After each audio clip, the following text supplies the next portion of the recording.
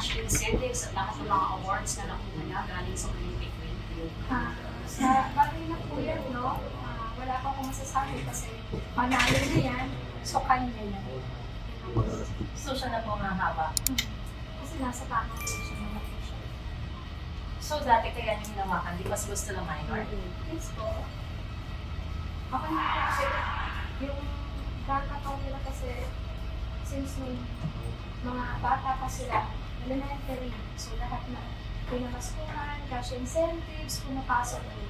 So hanggang sa nag-upgrade lang siya sa from junior savings account to regular account. Sir, so far ito pong nangyayari sa inyo is a considered a distraction.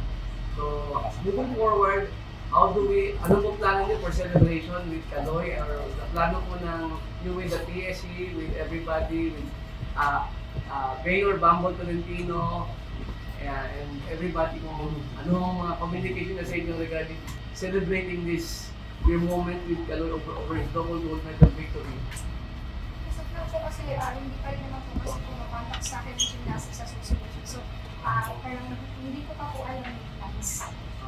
Kasi baka may mga plano po si Mayor regarding your son.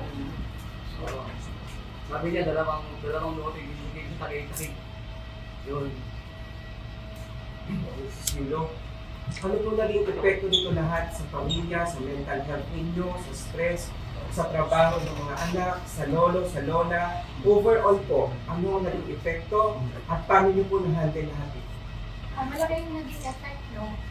Hindi makatulong, yung eldest ko hindi nakakapasok, yung mga anak ko na parang hindi din sila mapakali, no? Kasi lagi nilang hawak yung phone nila, tapos parang syempre pag may nababasa silang bad comment about me, mga anak ko, nasasaktan sila for me, no? Kaya minsan talaga parang sa mama ko at saka sa papa ko na parang sila yung mga nagagalit sa mga gumagawa ng mga fake accounts.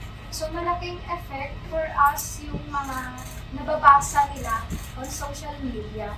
So sinasabi ko na lang sa kanila is kumalma na lang kasi alam naman natin yung totoo at maraming mga taong nakakakilala sa akin. May mga taong nagtatanggol naman sa akin, so hayaan na lang natin yung ibang tao ang makipaglaban for me.